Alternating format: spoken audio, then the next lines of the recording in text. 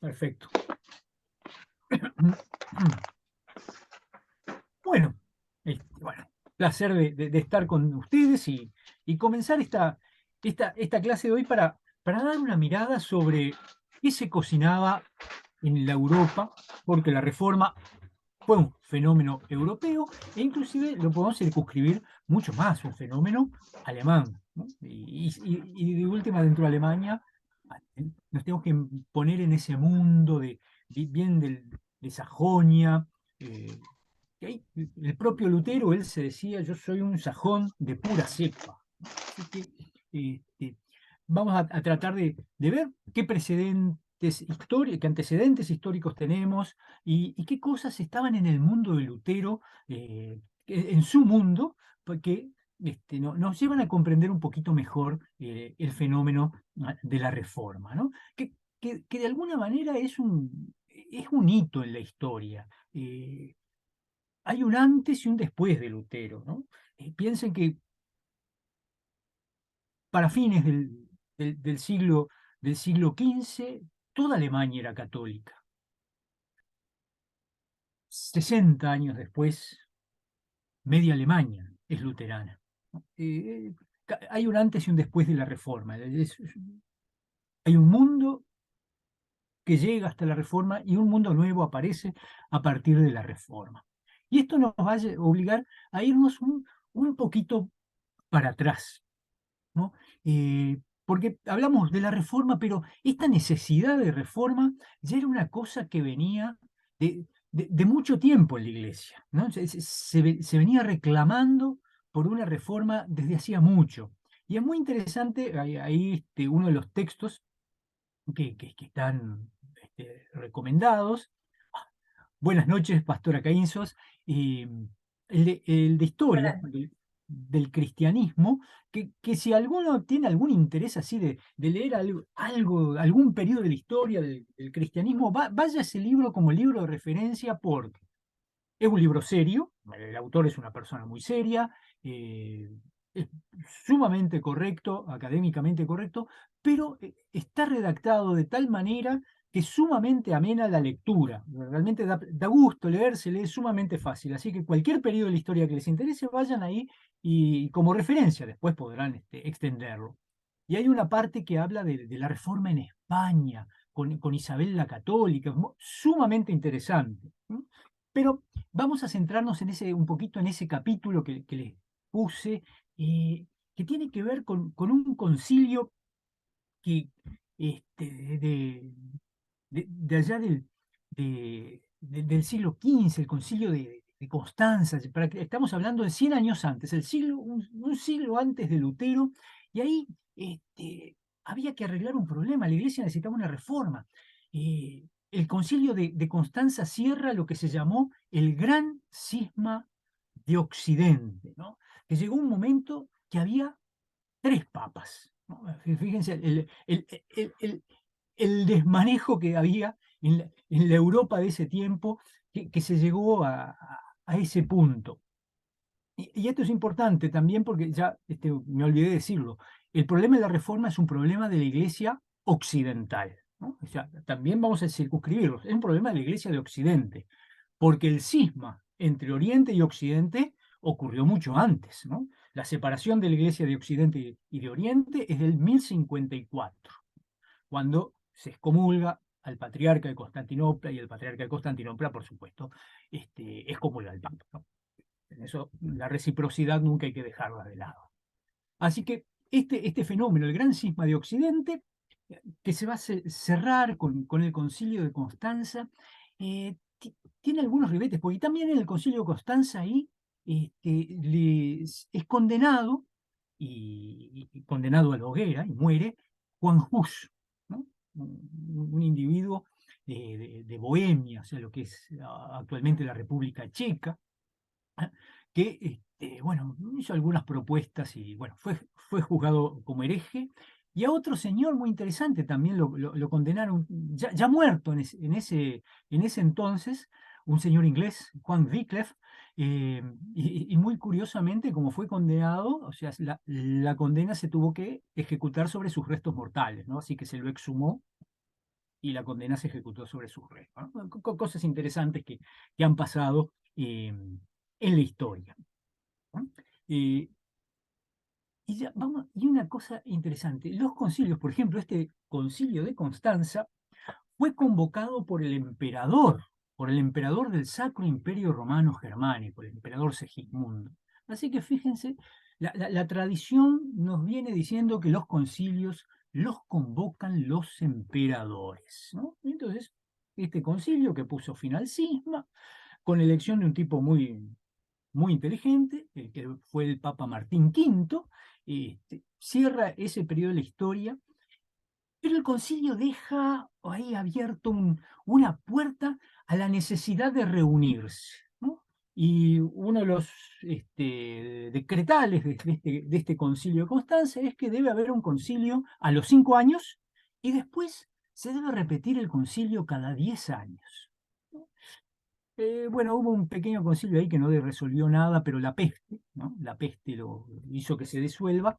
Y el siguiente concilio fue un concilio muy complicado, que ahí lo van a encontrar si lo buscan como concilio de Ferrara, Basilea o Basilea Ferrara Florencia, porque se fue reuniendo en distintas ciudades y terminó en Roma encima, ¿no? A mediados del siglo XV, ¿no? En ese concilio tiene varias cosas, y una de ellas sea justamente, piensen, y este es un dato también histórico importante, en 1453 cae la ciudad de Constantinopla. Es el fin del Imperio Romano, ¿no? Del Imperio Romano de Oriente, por lo menos, ¿no? Y eso implica que el poder del Imperio Otomano se establece ya firmemente en Europa, ¿no? Y esto va a ser una amenaza que va a estar ahí y va a condicionar también cosas que tienen que ver con la reforma. Quisiera compartir con ustedes, a ver si me sale este asunto, un mapita, ¿no? A ver, no sé si lo están viendo. No, no es gran cosa. Ustedes tienen ahí unos mapas en los materiales, que son fotocopias de un libro, que tiene un resumencito histórico bastante bueno, vale la pena, ¿no? Fíjense, ¿no? Tenemos acá nuestro mundo, el mundo de la Reforma va a ser el del Sacro Imperio Romano Germánico, ¿no? Este eje ocupa el centro de Europa. Acá está Roma con los estados pontificios. Y al oriente tenemos, fíjense, el Imperio Otomano, ¿no? Esto todavía es anterior al avance del Imperio Otomano, que va a tomar el territorio húngaro e inclusive va a amenazar hasta por aquí. Van a llegar los ejércitos otomanos hasta las puertas de la ciudad de Viena, ¿no? En Austria. Así que esta presión sobre el imperio desde el oriente es, es un dato a tener en cuenta. Y el otro asuntillo que es importante es del otro lado del imperio. ¿A quién tenemos? Al Reino de Francia.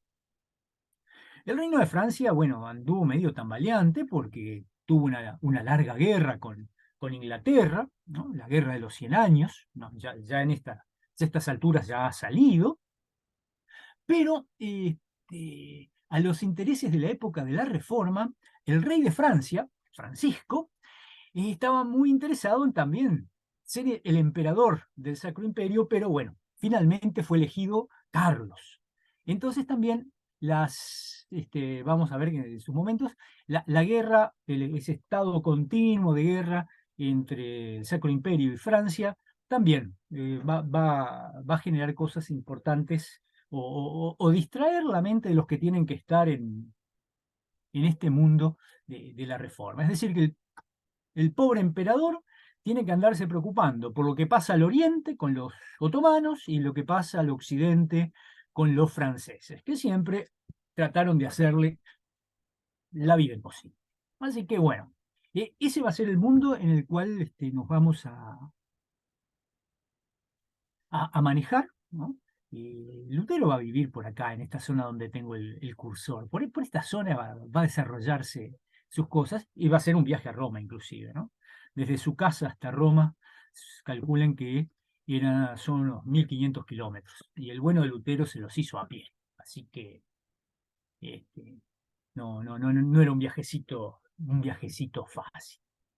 Así que bueno, Tenemos eso como espacio geográfico y más o menos como cosas que están en el mapa geopolítico, está ahí. El imperio tiene desde ambos lados, Oriente y Occidente, amenazas que siempre van a estar ocupando la mente del emperador. Tenemos estos antecedentes ya de más de 100 años que se reclama una reforma en la iglesia. Y claro, esta reforma, esto de los concilios, y el Papa Martín no le gustaba ni medio, así que los concilios van a morir. No va a haber más concilios convocados, y Lutero y tantos otros personajes reclamaron concilios, y el siguiente concilio, ¿saben cuándo se convocó?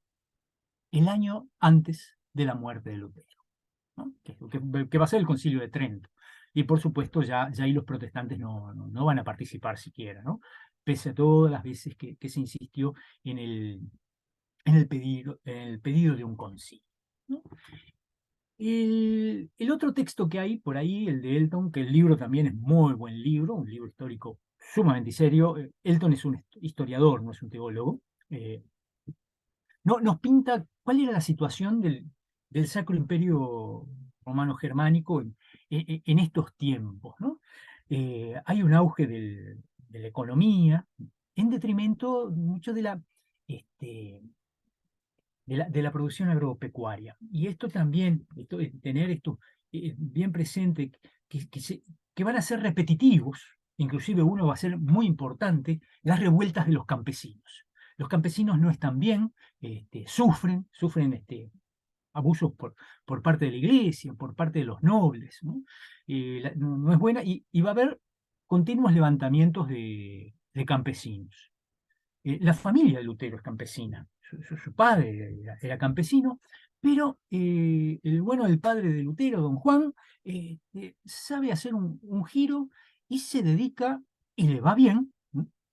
Prospera con esto, al negocio de la minería, ¿no? Se mete en la minería, y por eso Lutero va a vivir su infancia en un pueblo muy cercano al que nació, Mansfeld, donde la principal producción, el principal fuente de ingresos de la gente es la minería, ¿no? Así que hay muchas insatisfacciones en este imperio, sobre todo de estas clases, el campesinado. También van a haber revueltas de los mineros, ¿no? Por supuesto, porque el negocio también de la minería va a ir cuesta abajo. Hay una razón también, o sea, por ejemplo, Europa va a ser inundada, ¿no? Piensen estamos hablando del 1500. Europa va a ser inundada por el oro y la plata que viene de América. No se olviden de eso. Entonces, andar gastando para extraer plata en Sajonia, realmente sale muy caro. Es más fácil ir a buscarlos a los galeones que llegan a Sevilla, ¿no? Entonces, bueno, también esto va a generar ruidos eh, que hacen que haya inestabilidad. Otros que van a padecer, que también van a estar intranquilos, son la baja nobleza, ¿no? Eh, muy tradicional, apegada a la, a la tierra, a la producción agraria. Va a ir cuesta abajo, va a ir cuesta abajo. La economía va a ir para otro lado, ¿no? También estamos en, en un comienzo de saliendo del Renacimiento, y ya comienza el capitalismo, ¿no? Entonces, la tierra ya no es tanto lo que uno tiene así para tener poder, sino los dinerillos van a ser importantes acá. Así que fíjense, este es el mundo donde nace Lutero, donde se desarrolla y donde va a llevar adelante su ministerio. Con respecto a otras, esto más o menos desde la economía, desde la política, ya vimos el espacio geográfico, pero ahora vamos a mirar también en todo este mundo, cómo está la gente, la parte espiritual de la gente. Porque más allá de que los problemas económicos generan angustias, y bueno, eso no es un problema del siglo XVI, naturalmente de todas las épocas, pero también hay otras preocupaciones, ¿no? todo este venirse abajo del agro tiene que ver con que a mediados del siglo XIV Europa sufrió una pérdida de población muy, muy grande, ¿no? Fue la peste. eh, Algunos dicen que hasta la tercera parte, ¿no? Se redujo la población europea y eso, bueno, por supuesto hizo que los campos quedaran sin labrarse, ¿no? Así que también esto, la peste es y bueno, y se siguieron repitiendo, ¿no? Focos, pero la más grande fue esa, la del 1300, alrededor del 1350, empezó por el 40 hasta el 60 más o menos, ¿no? Eh, y, y por supuesto esto también generaba que las personas tenían esa sensación de que uno está hoy, y lo tenía muy claro, que uno está hoy, pero mañana no se sabe. Esta angustia de que, bueno, uno puede en cualquier momento partir de este mundo, ¿no? Una cosa que por supuesto signaba el pensamiento de las personas. ¿No? Una sociedad donde el demonio está muy presente también. La gente eh, se siente acechada por el demonio. Y bueno, ante estas cosas que tenemos, bueno, la iglesia ofrece cosas, ¿no? Ofrece, ¿no? Ofrece peregrinaciones, penitencias, ofrece la vida monástica, la autoflagelación, los ayunos, ¿no? Hay recursos a los cuales la gente podía recurrir ante esas angustias de la vida. Y de hecho Lutero también fue partícipe de estas cosas, ¿no? Pero bueno, más o menos esto es un poquito ese mundo, lean un poquito más en estos textos, ese mundo donde Lutero va a emerger como un personaje y va a ser un personaje realmente relevante en su mundo. No es un individuo menor, ¿no? Ah, Va, va- va a volcar el pensamiento de la gente de Alemania a su favor o por supuesto también muy en su contra, muy en su contra. Bien, entonces este Lutero, que nació en 1483, ¿no? Fines del siglo, ya para principios del siglo XVI, ¿eh? Es un muchacho y es un hombre, o sea, era el primogénito, ¿no? El hijo mayor de su familia, y sus padres habían apostado mucho a su educación, ¿no? Con, con un interés, por supuesto, estaba estudiando leyes porque, bueno, querían que sea el que después llevara adelante los negocios de la familia, por el bien de todos, por supuesto. También, bueno, el padre ya había organizado algunos enlaces matrimoniales por ahí, todas esas cosas que se hacían para sostener el nivel de estatus de las familias. El problema es que el bueno de Lutero un día tiene una experiencia que tiene que ver con esto, con las angustias de la vida, ¿no? Ese famoso episodio de la tormenta, tan mentado que en algunas películas está muy bien dramáticamente representado, eh, que, pues, bueno, dicen que Lutero ahí exclama cuando le cae un rayo medio cerca: Santana, si me salgo, me hago fraile. Claro, Lutero se encomienda a Santana y eso tiene que ver con sus propios orígenes, porque Santana era la patrona de los mineros, ¿no? O sea que esta devoción a Santana él venía de una familia que vivía de la minería, aunque su padre ya había prosperado, ya no tenía que andar metiéndose en los túneles, pero digamos, todo ese mundo cultural, así como los demonios, esas cosas que aparecen en las minas, estaban en la cabeza de Lutero. Así que se encomienda a Santana y, por supuesto, se despide, ¿no? Ante el gran asombro de sus compañeros de estudio, el, el estudiante más brillante de su generación, ¿no?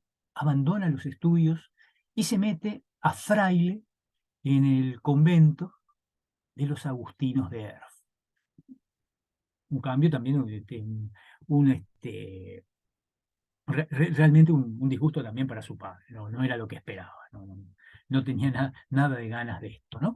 Pero bueno, es la reacción este, de una persona que tiene estas cosas en su mente, la fragilidad de la vida. Bueno, ante esto, ¿qué puedo hacer? Bueno, sí, está esta opción, ¿no? Y Lutero, pues entonces se hace fraile, ¿no? También esto sin duda será providencial, porque ahí va a encontrarse con personajes importantes en su vida y que lo van a impulsar. Y sin duda Lutero le va a deber justamente a su superior en la orden de los agustinos, el doctor Staupitz, muchísimo, realmente muchísimo, que después terminaran mal, este, terminaran mal, o por lo menos separados, porque Staupitz no lo apoyó en la reforma, y es más, Staupitz dejó la orden de los agustinos y se hizo benedictino, fue abad benedictino al final de sus días, ¿no? Así que, bueno, eso no agradó mucho a Lutero. Bien, ¿qué podemos señalar así como una cosa sumamente importante de Lutero y con una gran incidencia para la reforma? Que Lutero, este Lutero que se hizo monje, docente universitario, un sacerdote, era un escritor prolífico. Esto es fundamental entender que Lutero escribió muchísimo, muchísimo, ¿no? Sus obras completas ocupan en la edición crítica de Weimar, son 127 tomos, que deben ser por encima de las 100.000 páginas, sin duda alguna, ¿no? Y de esos 127 tomos, 14 tomos, y esto es importante, son de cartas. Y si uno quiere conocer a Lutero, la mejor forma es leer su correspondencia, ¿no? Porque Lutero le escribía a papas, a emperadores, nobles, a gente sencilla, a amigos, ¿no? Y recibía cartas también, ¿no? Eh, la correspondencia de Lutero es muy interesante y lo muestra, y él se muestra mucho en esa correspondencia, así que vale la pena, pero fue un gran escritor, un escritor compulsivo, ¿no? De todos modos, también de esos 127 tomos hay 6 eh, que no son obra de Lutero, son los 6 tomos que corresponden a las charlas de sobremesa, ¿no? Que fueron escritos por la gente que se reunía con Lutero, ¿no? Lutero era un hombre sumamente sociable. Es más, sufría la soledad, no era un hombre capaz de vivir solo. Él vivía, le gustaba la convivencia, ¿no? Y bueno, en esas charlas de sobremesa, que a veces hay que tener mucho cuidado en leerla, porque piensen que eran los que estaban en esas sobremesas eran todos varones, así que a veces hay algún tipo de expresiones un tanto que hoy en día ya sonarían desafortunadas, este, pero que recogen mucho cosas muy circunstanciales, pero que a veces con muchísimo jugo para sacarle. Así que, pero de todos modos, descontando esos 6 tomos, quedan 121 tomos, obras de Lutero, que escribió, y por supuesto, fuera de sus cartas, escribió comentarios a los libros de la Biblia, tratados, escribía muchísimo. No, todo eso, por supuesto, hay que agradecer a la imprenta, ¿no? Por eso pudo escribir. Pero, de todos modos, eh, esto cambió también la vida de Alemania. Piensen que en la época antes de Lutero, salvo en algunos lugarcitos de Alemania, no se llegaba al 10% de personas que supieran leer. Ya, escribir mucho menos, por supuesto, siempre es más difícil escribir que leer, ¿no? Pero la reforma justamente generó esto, generó un gran movimiento editorial, porque Lutero escribía, y había gente que le contestaba, gente que le atacaba.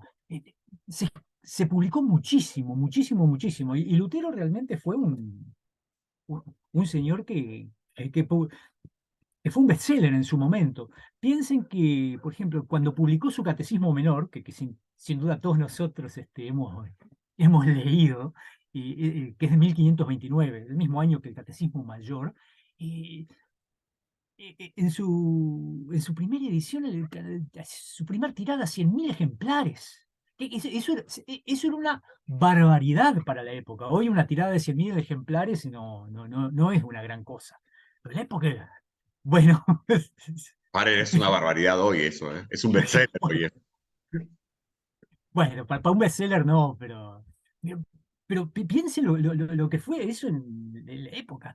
Eh, cuando- en la traducción de la Biblia de Lutero, ¿no? Hubo 5 ediciones así, una tras de la otra, porque se vendía esa Biblia. Y en vida de Lutero, el pobre Lutero murió sesentón, así que no eran muchos años, 430 ediciones de la Biblia. Y bueno, se ha seguido editando, pero digo, Lutero fue un éxito editorial, ¿no? Y esto que genera muchas cosas, porque si hay mucho libro, también hay mucha gente que está leyendo y por lo tanto hay mucha necesidad de aprender a leer, ¿no? Entonces, en esto, por ejemplo, la Reforma hizo un gran aporte a la sociedad, ¿no? En cuanto a lo que tiene que ver con la alfabetización y, por supuesto, con esto de la producción editorial, ¿no? De hecho, un personaje que es muy interesante, cómo se entrecruza eh, con Lutero, que es Erasmo, ¿no? Era todo un señor sumamente respetado en su época, Erasmo de Rotterdam, y decía, la causa de Lutero es la causa de las ciencias. Claro, este, porque, bueno, la gente tenía que instruirse, ¿no? Y eso aporta a la ciencia, además de la mirada racional de Lutero, ¿no? Así que qué interesante esa opinión de Erasmo. Justamente, así que este es uno de los puntos fundamentales, quizás, como legado de la Reforma para la humanidad, ¿no? Esto no tiene que ver necesariamente con la fe, pero es un legado para la humanidad. Y en particular, la Biblia de Lutero ha sido un legado para, eh, para la lengua alemana, ¿no? Y acá hay que destacar algo, ¿no? Si bien ya habían traducciones de la Biblia al alemán, como lo vieron en otros idiomas ya, para esta altura ya había varias traducciones, la Biblia de Lutero eh, tiene algo sumamente particular, ¿no? O sea, tampoco así como en nuestro idioma, la Reina Valera no es la primera traducción de la Biblia, porque 100 años antes de Don Reina y de Don Valera, el cardenal Cisneros había mandado a hacer una traducción de la Biblia. En Alemania pasaba lo mismo. Pero la diferencia de la Biblia de Lutero es que Lutero quería una Biblia con un lenguaje que fuera el lenguaje de la gente. Y entonces Lutero se dedicó a estudiar cómo le hablaban las madres a los niños, cómo hablaba la gente en el mercado, cómo habla el campesino, ¿no? Eh, Porque había que poner la palabra de Dios en ese lenguaje, porque la palabra de Dios era para esas personas, no solamente es para el obispo en su catedral, sino para la madre en su casa, el campesino en su propiedad y para todo el mundo. Entonces tiene que tener un lenguaje que sea el lenguaje de la gente. Y este también es una gran obra de Lutero, porque la lengua alemana moderna nace de ese alemán de Lutero, ¿no? Y esto también es otra de los aportes de la reforma de Lutero en particular. De hecho, Lutero decía, y esto es interesante, yo sé traducir, ellos no. No, con ellos se refería a los papistas, a los romanos. Y claro, tenía razón, porque las Biblias que andaban dando vueltas por ahí, en alemán o en cualquier otro idioma, seguían la estructura latina, porque eran traducciones de la Vulgata latina. En cambio, Lutero, claro, también, y acá vuelvo a mencionar a Erasmo, Lutero tenía que darle gracias a Erasmo, porque Erasmo había publicado un Nuevo Testamento en griego. Erasmo era un hombre que sabía mucho más griego y mucho más latín que el propio Lutero, y además Erasmo sabía hebreo, que muy poca gente, muy pocos académicos podían preciarse de eso, ¿no? Pero pero Lutero dispuso de ese Nuevo Testamento en griego de Erasmo para poder traducir y ponerlo en la lengua de la gente y no calcar la vulgata latina, ¿no? Así que este fue un gran aporte para la sociedad, para la humanidad, para la iglesia, ¿no? Esto de volcar la palabra de Dios en la lengua bueno, que habla la gente, ¿no? Y bueno, y todo esto, ¿no? La traducción de la Biblia, esta gran producción de libros, implicó un retroceso en el analfabetismo, cosa que no es nada despreciable, ¿no?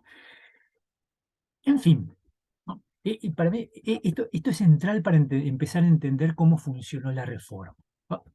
Porque había libros, panfletos, folletitos, de todo, de unos y de otros. Y la gente leía, y se difundían de, de- por toda Europa, ¿no?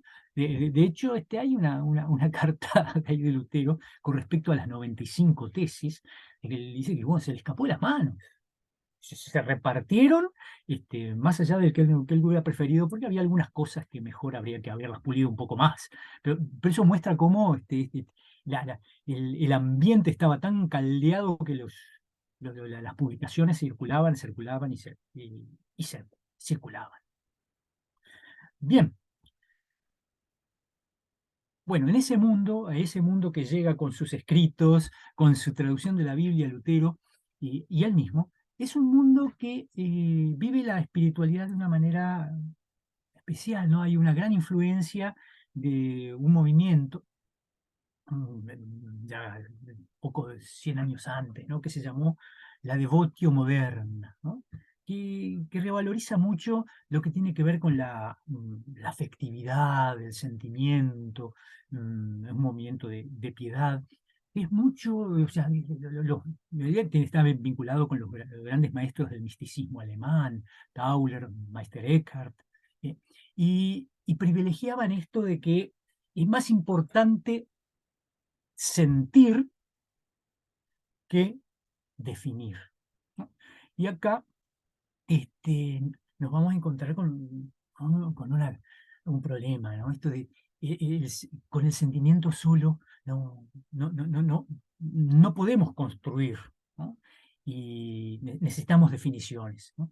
Necesitamos una base, una reflexión teológica que nos permita establecer los dogmas, ¿no? Lo cual no quiere decir que los dogmas deban ser impuestos por la fuerza. Los dogmas también pueden ser compartidos desde la argumentación lógica, pero Lutero va a reaccionar a esto, ¿no? Aunque está influenciado por esto, va a reaccionar a esto, y Lutero va a hacer un aporte en lo que es reflexivo, en lo que es racional, ¿no? Eh, y también romper esta piedad tan individualista que se generaba en su época. Piensen que para el tiempo de Lutero, la misa la misa no es un acto comunitario como podemos vivir nuestras celebraciones. En primer lugar, porque era en latín, ¿no? Bueno, sin duda, salvo la gente instruida, el resto, se sabía de memoria las frases que se aprendían de memoria en latín, ¿no? Ojo que tampoco muchos de los sacerdotes eran latinistas consumados, sabían decir la misa en latín, pero como uno aprende un versito, no piensen que mucho más, ¿no? Eh, la música, en la iglesia había música, por supuesto, y tapaba la palabra, ¿no? La palabra estaba oscurecida, no, porque lo importante no era oír, lo importante era, era mirar, ¿no? La, la- la vida espiritual de la gente pasaba por el mirar. Y entonces, ¿qué era lo importante en esto? El momento en que el sacerdote elevaba el sacramento y ver ese momento, ¿no? Y esto, de repente a ustedes les va a parecer graciosas algunas cosas, ¿no? Eh, porque se generaron abusos con esto. Había gente que le pagaba a los sacerdotes para que elevaran una segunda vez, para que uno pudiera ver. Surgen los altares laterales para que se pudieran decir varias misas, entonces la gente podía ir de un altar a otro para ver, para ver ese momento, ¿no?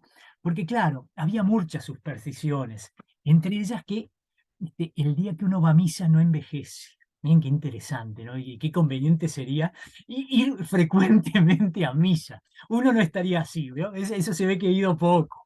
Este, en fin, no, por supuesto el día que uno va a misa no va a padecer de muerte súbita, ni se va a quedar ciego, ¿no? También, o sea, las enfermedades oftálmicas eran bastante comunes, ¿no? Bueno, todas estas supersticiones hacían que la cosa pasara por el mirar. Entonces ahora pueden entender por qué esa insistencia de Lutero en la palabra. Porque bueno, esto es coherente con San Pablo, la fe viene por el oír, ¿no? Por eso Lutero se preocupa tanto en producir, en predicar, en escribir y escribir libros de sermones también. ¿Por qué? Porque hay que poner en relevancia la palabra que ha sido opacada y ha quedado solamente este acto de de mirar y tratar de apropiarse de lo mirado, ¿no? Porque, bueno, también la hostia consagrada tenía otros usos, ¿no? Tenía usos agropecuarios, ¿no? Podía así, si uno la molía, servía para fertilizar el suelo, para que no se enfermaran los animales, ¿no? Uno le podía poner moler la hostia y ponerla en el abrevadero, y bueno, entonces, fíjense todas las supersticiones que había alrededor del sacramento, ¿no? Y que tenía que ver con esto, con lo que podía la gente hacer era mirar, y bueno, y si encima se podía apropiar de aquello, está bien. Y la palabra no está acá presente. La palabra está oculta, está cubierta con la música, está cubierta con las formas, está recubierta por una lengua que no es la lengua que la gente habla, ¿no? Entonces, bueno, ahora este contexto espiritual nos permite entender este, las insistencias de Lutero, por qué la palabra es importante, por qué hay que predicar, por qué hay que escribir, ¿no? Todo esto es parte de la reforma que reacciona, ¿no? Que va a ser una reacción contra todas esas supersticiones que están en la sociedad, ¿no? En fin, bueno, y este es más o menos el marco. Vamos entonces ahora a meternos un poquito, a ir acompañando algunos hitos de la vida de Lutero, que también nos van a explicar algunas cosas de la reforma, ¿no? Ya vimos cuáles son sus orígenes, de una familia campesina que deviene en minera, mm, que ha ascendido socialmente, que se ha preocupado porque Lutero estudie y Lutero, bueno, tiene esta experiencia, que deja el ámbito universitario para meterse en un convento, ¿no? de frailes, ¿no? Frailes mendicantes. El convento donde estuvo Lutero aún existe. Bueno, algunas partes fueron dañadas durante los bombardeos de la Segunda Guerra Mundial, pero todavía está en pie el edificio, ¿no? Se lo puede visitar, es más, ¿no? Y ahí Lutero va a ser un monje, o fraile, perdón, fraile, es un fraile, vive en un convento, vive en la ciudad, y, y Lutero va a ser un tipo relevante. Relevante en su orden, primero porque va a cumplir, no se logra, pobre Lutero, no se logra desprender de todas esas cosas que lo agobian, ¿no? Ese sentirse indigno, eh, eh, vivir con escrúpulos, ¿no? Dios me mira, me está mirando, ¿no? Y al pobre Staupitz, que era su superior, lo iba a jorobar a la noche, ahí, golpearle la puerta y pedirle que lo confiese, porque estaba angustiado. Y Staupitz le recomendaba, ¿no? Le recomendaba, por ejemplo, pensar en el bautismo, ¿no? Que el bautismo Dios lo había tomado. ¿No? Fue muy buen padre espiritual para Lutero, pero además Staupitz hizo una cosa sumamente importante por Lutero. Lo mandó a estudiar y a doctorarse en teología, ¿no? Y, ¿no? Le dejó su cátedra de Biblia Así que Lutero, de fraile, devino un fraile docente, ¿no? Y se dedicó a dar clases de Biblia, ¿no? Esa va a ser la cátedra de Lutero. Y cosa muy interesante, la universidad donde, bueno, donde trabajó toda su vida Lutero, la Universidad de Wittenberg, era una universidad pequeña, de muy reciente creación, y tenía muy poquitos alumnos. Pero con el profesor Lutero fue un profesor estrella. Hizo que aumentara el número de alumnos y la Universidad de Wittenberg se volvió bastante más famosa, ¿no? Se ve que eran realmente las clases de Lutero, eran sumamente apreciadas y la gente iba. Lutero hizo que creciera muchísimo la matrícula de la Universidad de, de Wittenberg. Y,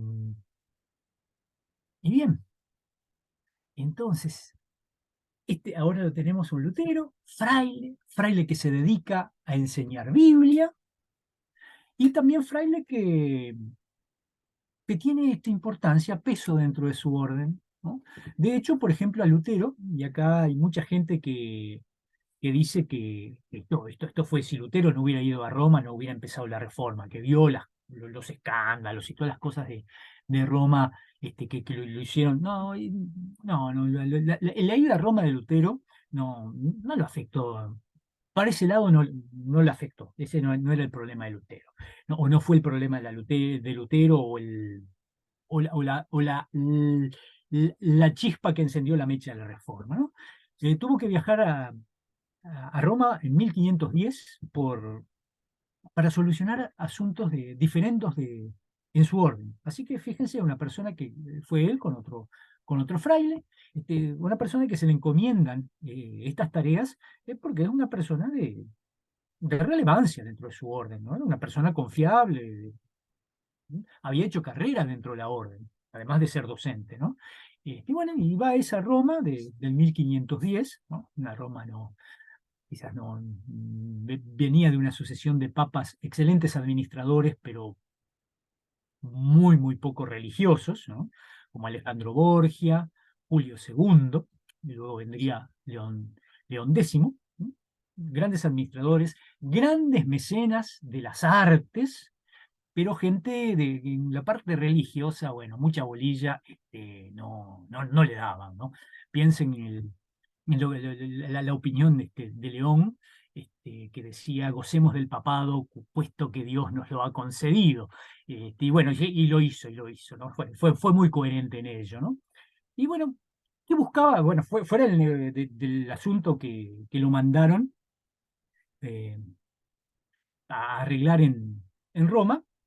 eh, Lutero, ya en lo privado, ¿qué buscó en Roma? Y Lutero buscaba algo muy sencillo, bah, no tan sencillo de repente porque no lo encontró justamente. Un confesor inteligente. Y parece que no lo encontró, que eran todos muy... No, no, no, no. No. O sea, fíjense la importancia que le concedía Lutero a esto, ¿no? Al confesor, a la persona que podía darle, devolverle algo coherente y armado a todas sus tribulaciones, ¿no?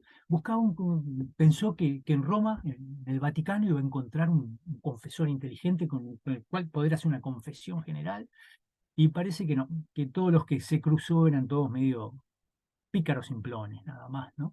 Eh, eh, y por lo demás, hizo las prácticas de piedad de la gente. Por ahí hace un comentario que quizás es más así medio en broma, ¿no? Que lamentaba mucho que sus padres no estuvieran muertos porque ahí hubiera podido decir una misa por su eterna salvación.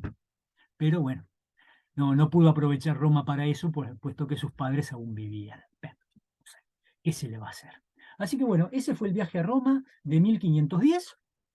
Mm, No, un viaje sin trascendencia. Salvo, supongo que habrá tenido que cambiar más de un par de sandalias, ¿no? Porque 1500 kilómetros de ida y otros tanto de vuelta, sobre todo cruzar los Alpes, debieron haber sido un poco ásperos. Pero allá fue, llegó encima, pobre Lutero, llegó en invierno a Roma, así una humedad y un mal olor del Tíber que ni me quiero imaginar. Así que bueno, esa fue la experiencia de Roma de Lutero, y contrariamente a los que algunos digan que eso fue la mecha que encendió la reforma, lo que pudo haber visto los Lutero en Roma, no. No, Lutero volvió y siguió con su vida, siguió dando clases, siguió trabajando para la orden, siguió con sus preocupaciones. ¿Y cuál era su preocupación esa? Que era la preocupación de mucha gente de su época. Se planteaban una pregunta, y la pregunta, por supuesto, que no era la existencia de Dios. Nadie, ni Lutero ni nadie de su mundo dudaba de que existiera Dios. El problema no era ese, si existe o no existe Dios. El problema es cómo encuentro o cómo me encuentro con un Dios misericordioso, con un Dios que me ame, no con un juez que está con un palo para dármelo en medio de la cabeza.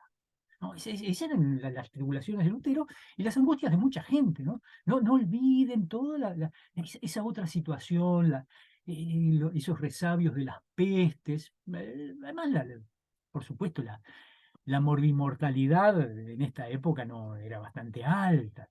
La morbimortalidad infantil, y lo cuenten, ¿no? De hecho, Lutero experimenta,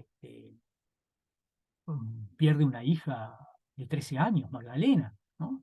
Cosa de la cual no se recuperó, como cualquier padre, ¿no? Por supuesto, ¿no? La pérdida de un hijo no es una cosa menor. Bueno, pero eso era mucho más frecuente en los tiempos. Bueno, todas esas angustias, dije, bueno, ¿cómo me encuentro con un Dios misericordioso, con un Dios de amor, con el Dios de la salvación? Esa es la pregunta, ¿no? ¿Cómo logro? Lutero lo planteaba en Alemania, en alemán sí, tiene mucha fuerza la expresión. ¿Cómo logro, cómo me hago con un Dios misericordioso? Esa era la pregunta, de Lutero, ¿no? Porque no hallaba respuesta en las respuestas que sí habían en su sociedad, que ya las mencionamos, ¿no? La iglesia ofrecía respuestas.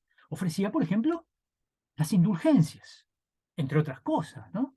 Por supuesto, las peregrinaciones, procesiones, ayunos y cosas por el estilo también eran las herramientas que la iglesia ponía a disposición de la gente para estas cosas.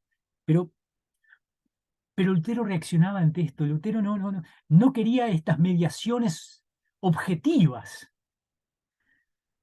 Lutero quería encontrarse con Dios, ¿no? Tener la certeza de la salvación, ¿no? ¿Cómo puedo cómo hacerme de un Dios, misericordioso? Y ahí, va a entrar esto que por ahí lo van a encontrar llamado como la experiencia de la torre, ¿no? Se llama así porque se ve que en el despacho de Lutero, su estudio, estaba en un sector del convento que tiene forma de torre, ¿no? Entonces, la experiencia de la torre, y está vinculada con su lectura de la carta a los romanos, ¿no? Un texto que Lutero va a amar muchísimo, junto con Gálatas también, de los cuales ha escrito, hermosísimos comentarios, ¿no? Ahí, va a encontrar, que la justicia de Dios, y estos son temas que nosotros ya ahora vamos a tratar luego en el correr de este curso. La justicia de Dios no es una justicia retributiva. Dios no paga conforme se hace. Dios concede su justicia. Dios concede su justicia al ser humano, nos hace justos, ¿no? Esto, eh, esto va a ser el gran paso de Lutero en su apertura a sentar las bases de la reforma, ¿no? Esta experiencia de poder encontrar en la epístola a los romanos la respuesta a su pregunta: ¿cómo encuentro un Dios misericordioso? Que es la pregunta que también se hacía, su, su generación.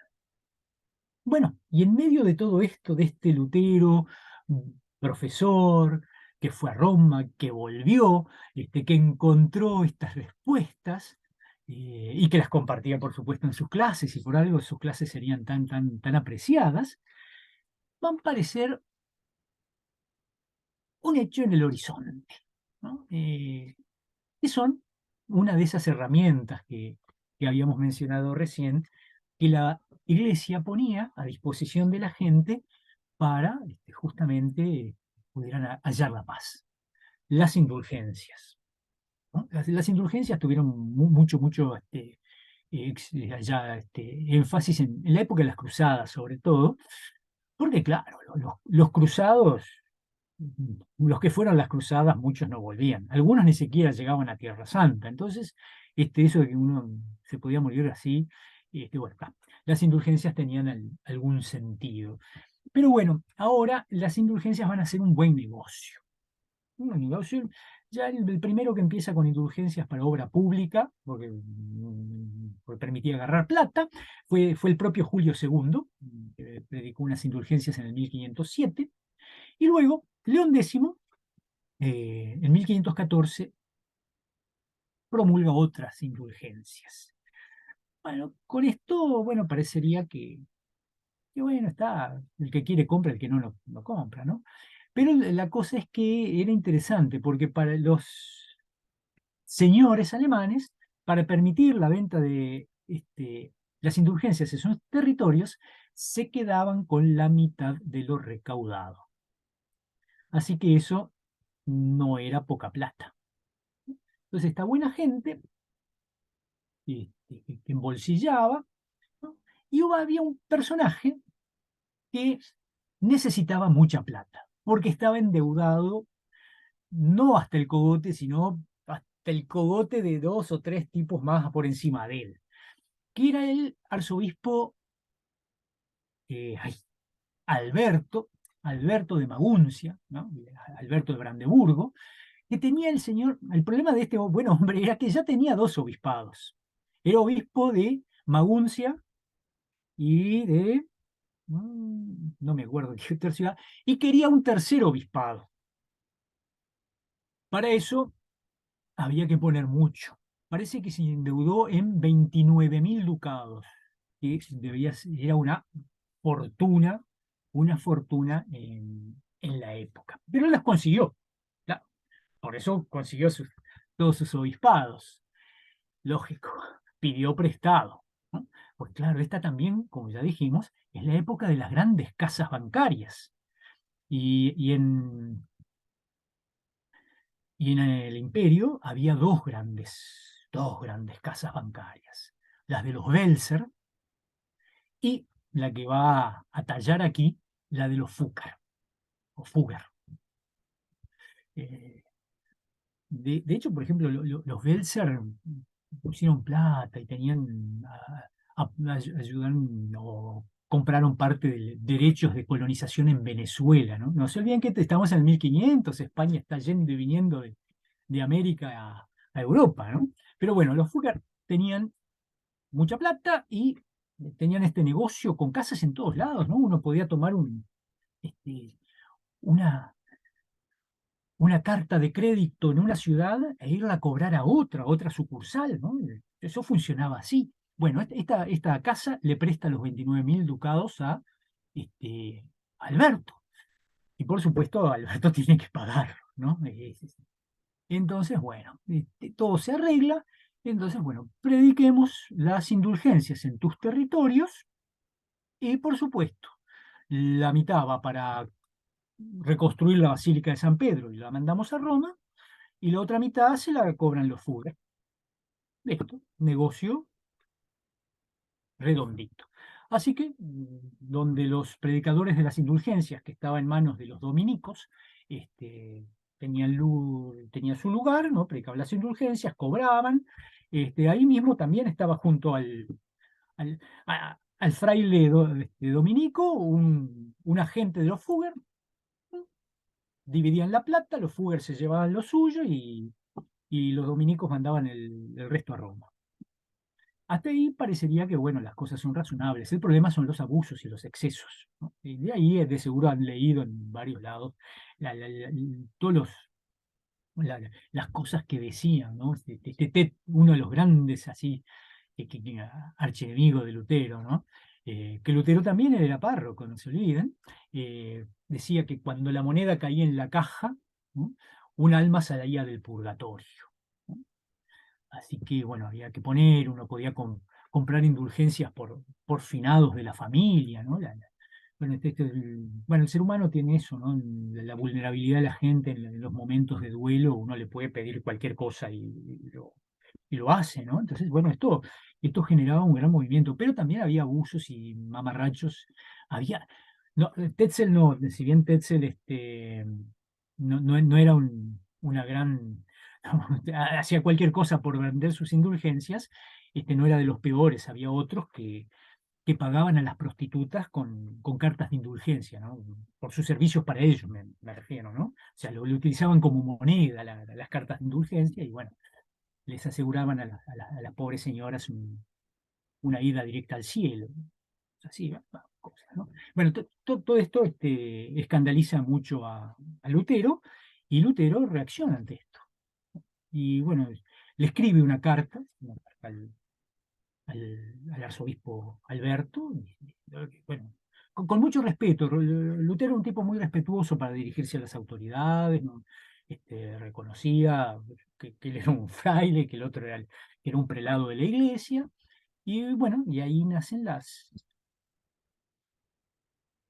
95 tesis, ¿no? Pero el problema es que, lógico, lo que para Lutero era un problema teológico y pastoral, para otros era un asunto de negocios.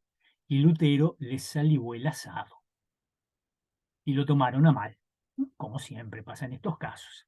Así que hubo denuncias contra Lutero y uno de los más fervientes y el que logró más éxito con sus denuncias fue el propio Tetzel. Eh, lo denunció. De todos modos, el Papa tampoco lo tomó muy en serio. Papa, León, esta cosa de frailes borrachos alemanes, peleas entre frailes, no le concedió demasiada importancia, pero sí mandaron, bueno, Lutero tenía una causa y fue convocado para comparecer en Roma. Le dieron 60 días para presentarse en Roma para ser juzgado. Pero ya Lutero tenía la buena voluntad del elector de Sajonia, el duque Federico el Sabio, cosa que no era poca.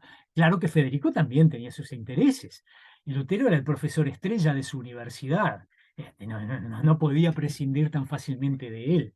Así que, eh, con los tires y aflojes, Federico consiguió que lo juzguen en Alemania y mandaron a un cardenal, quizás el más grande teólogo de su época, ¿no? El cardenal Cayetano, ¿no? Federico le pidió que, bueno, lo que querían de Lutero era que se retractara.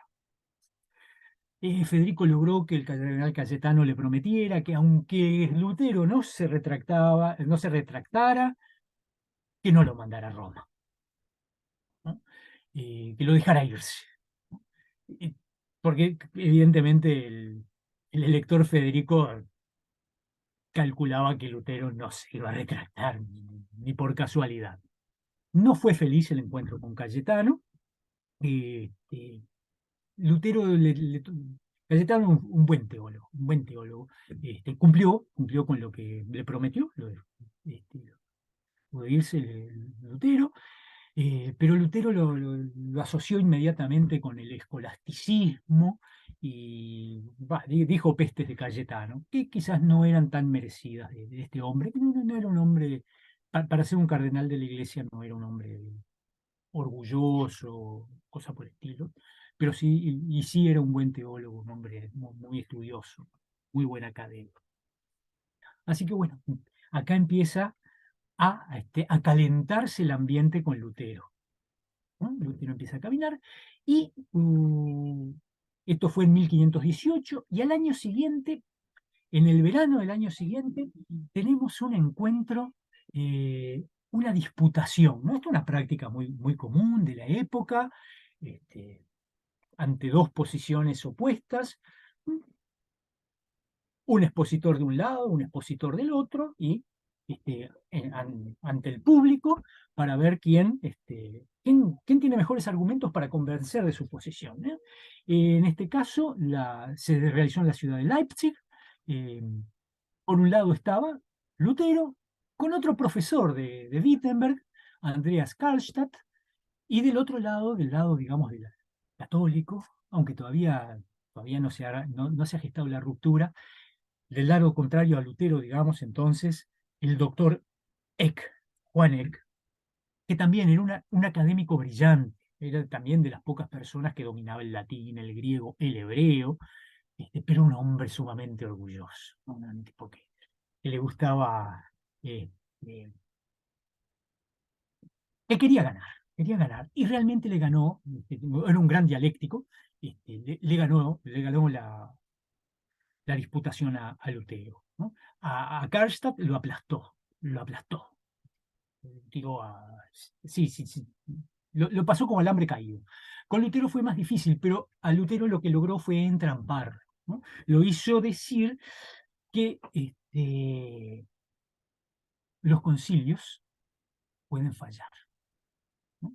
Porque Lutero dijo, sí, el concilio condenó a Hus. Ah, entonces tú también piensas lo mismo que Hus, un hereje. Bueno, y ahí ya dando vueltas a las palabras, le cayó. Realmente, no porque tuviera mejores argumentos, sino porque manejó mejor el diálogo y salió victorioso. Y lo que le interesaba a que era realmente era ganar, ¿no? En cambio, Lutero, la posición de Lutero es que, bueno, los concilios pueden fallar, los papas pueden fallar. ¿Qué es lo que no falla? La palabra de Dios, ¿no? Y acá vemos cómo se empieza a poner este principio de sola escritura, ¿no? Porque papas, concilios fallan. Lo que tenemos firme, sobre lo cual basarnos, sobre lo cual construir nuestros sistemas teológicos, es la palabra de Dios. Pero bueno, en en esta ocasión Lutero salió mal parado, salió mal parado. No obstante, no fue rencoroso y Tetzel, perdón, Eck, que murió antes que Lutero, Lutero le escribió una carta consolatoria cuando él estaba ya grave y en sus últimas, ¿no? No le guardó rencor, ¿no? En eso Lutero no tenía, no tenía problemas. Pero bueno, las cosas fueron, la bola de nieve fue creciendo y en 1520 aparece esa famosa bula Exurge Domine, ¿no? Donde se condena la postura de Lutero y se le dan 60 días para retractarse. Y Lutero, por supuesto, acá ya se empiezan a poner mal las cosas. eh, la bula le cuesta ser publicada. El que se encargó de publicar la bula en Alemania fue el propio Eck, dicho sea de paso, pero ¿qué pasaba? Los estudiantes asaltaban las imprentas y destruían los ejemplares. Muchos terminaban tirados por los ríos. Claro, Lutero gozaba de muy buen predicamento en su ámbito, así que a nadie le gustaba lo de la bula.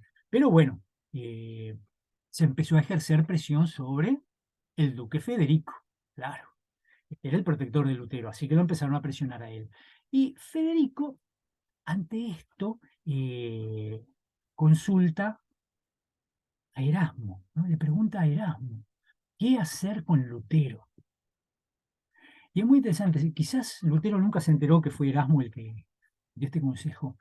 Erasmo le dijo, protegelo a Lutero, no lo entregues a Roma. Lutero cometió dos errores. Atacó al Papa en su tiara y a los frailes en su panza, ¿no? Esos eran los problemas, ¿no? Así que Erasmo le aconsejó al elector que lo protegiera. Y de hecho, nuevamente, pese a todas las presiones, el Lutero va a ser juzgado siempre en Alemania, ¿no? Viene el nuncio alemán, este, dispone la quema de los libros de Lutero. Pero en realidad muchos libros de Lutero no se queman, porque como también en los medios académicos la gente se decantaba más bien por Lutero, entonces metían otro tipo de libros en las hogueras, códigos de derecho canónico y cosas por el estilo, y quemaban eso y no las obras de Lutero, ¿no? Y por supuesto, llegó la reacción y Lutero también hace lo mismo. Lutero quema la bula y otros documentos, ¿no? Y para regocijo y algarabía de los estudiantes, ¿no? Ante esto, el nuncio de Alemania, Aleander, hace un informe, pero dramático, de la situación, ¿no? Le dice al Papa, 9/10 de Alemania está con Lutero, y la 10ª parte, que le es indiferente, dice, clama, concilio, concilio, abajo la curia, ¿no? O sea, lo pinta, no era tan dramático, sí, Lutero tenía muchos partidarios, pero Alejandro lo pinta como algo este, terrible, terrible, ¿no? Finalmente, todo esto ¿a qué llega? A que Lutero se va a presentar ante el emperador en esa famosa dieta de Worms en 1520.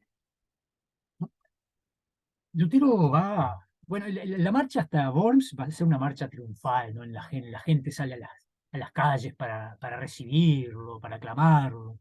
Lutero no puede andar solo también por razones de seguridad, ¿eh? Ojo, eso también es cierto. Y Lutero va con mucho miedo, ¿no? Porque tiene aprehensión de presentarse ante el emperador. Claro que es probable que Carlos V, que tenía 19 años en esa época, no fuera un tipo imponente, pero para Lutero era el emperador. Así que iba medio amilanado, y ahí, ante las cortes, bueno, no Carlos V, sino los sugieres, le hacen un par de preguntas, ¿no? Le muestran una mesa con libros y le dicen, estos 20 libros son suyos. Lutero responde que sí. ¿Está dispuesto a retractarse de su contenido? Bueno, ahí Lutero pide este tiempo para pensar. Se lo dan. Y al día siguiente, Lutero va a presentar su respuesta. Y la voy a leer porque después escribió lo que respondió. Dice así: como pues vuestra serenísima majestad y vuestras señorías pedís una respuesta simple, la daré de un modo que no sea ni cornuda ni dentada. Si no me convencen mediante testimonios de las Escrituras o por un razonamiento evidente, puesto que no creo al Papa ni a los concilios solos, porque consta que han errado frecuentemente y se han contradicho a sí mismos, quedo sujeto a los pasajes de las Escrituras aducidos por mí, y mi conciencia está cautiva de la palabra de Dios. No puedo ni quiero retractarme de nada, puesto que no es prudente ni recto obrar contra la conciencia, ¿no? Y acá tenemos el mejor paradigma de la objeción de conciencia, ¿no? Lutero no renuncia. Y bueno, acá, por supuesto, ya la condena a la hoguera era de facto. No obstante, nuevamente, el elector Federico le salva la petiza a Lutero, organizando, sin que hombres de confianza del elector, que no le dijeran nada a él para poder jurar después ante el emperador de que él no sabía nada, eh, fraguan un secuestro de Lutero, ¿no? En el camino lo secuestran, ¿no? Porque Lutero tenía un salvoconducto imperial, ¿no?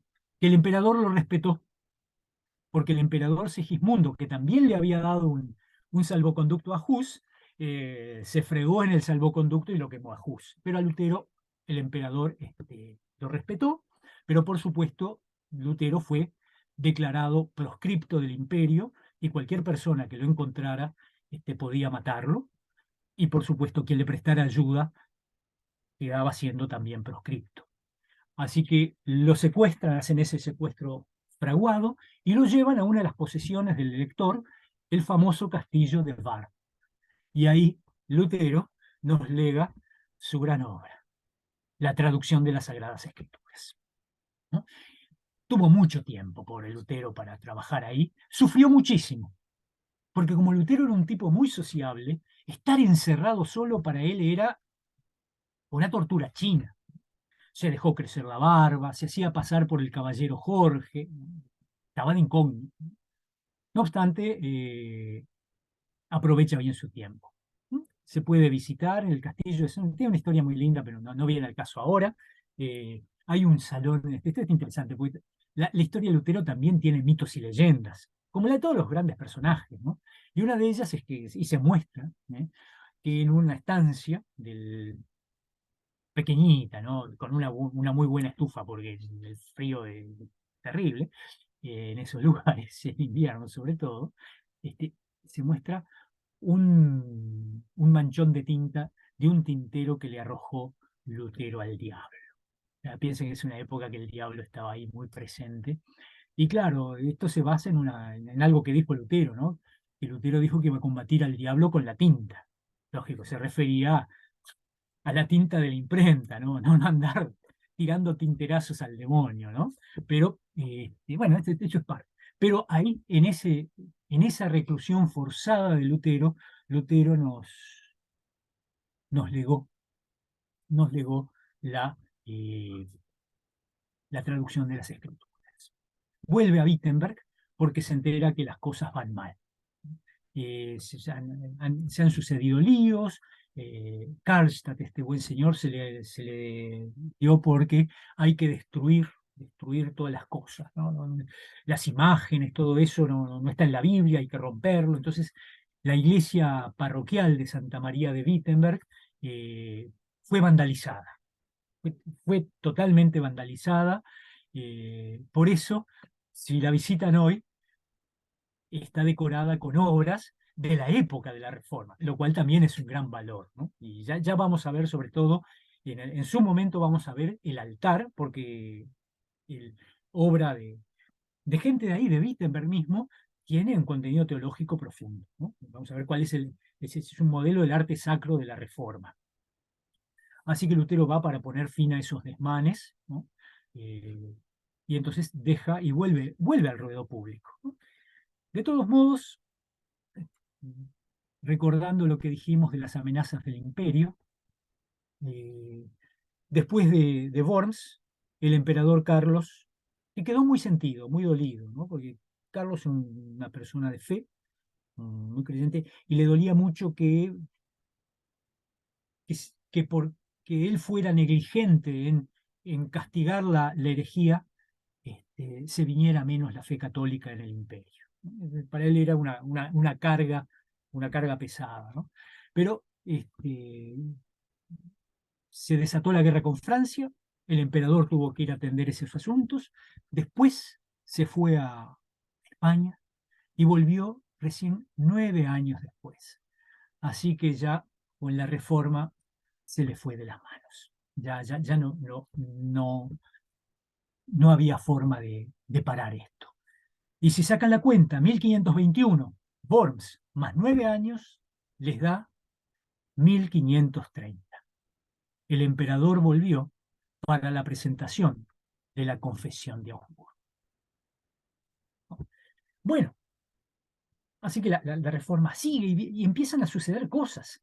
Empiezan, por ejemplo,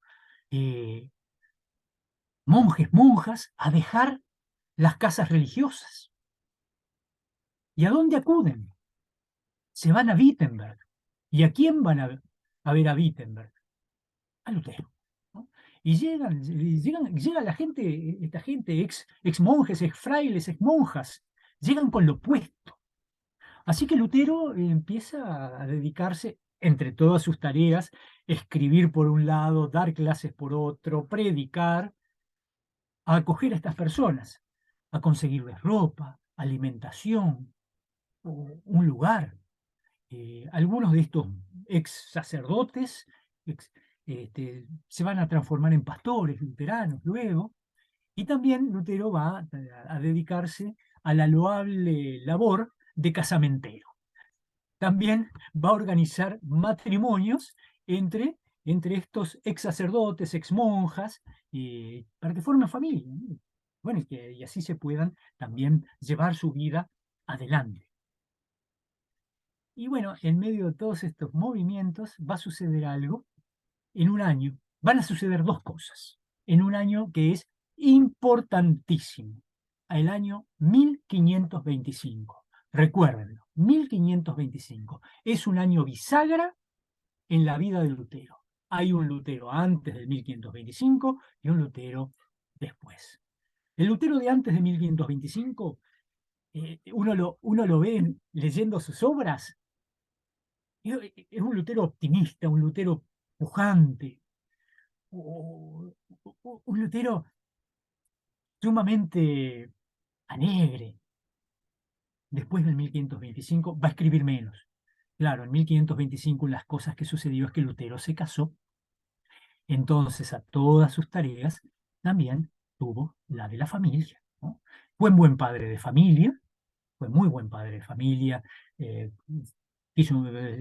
tenía muy buen trato para con sus hijos e hijas, sufrió por supuesto lo que les conté, la pérdida de esa hija, pero eso hizo que esa cantidad de escritos escribiera menos, claro, no tenía tanto tiempo, tenía que trabajar, atender la familia, las cosas que emergían de la reforma, ya no era tan, no pudo escribir tanto, aunque siguió escribiendo muchísimo, por supuesto, pero mermó su capacidad de escritura.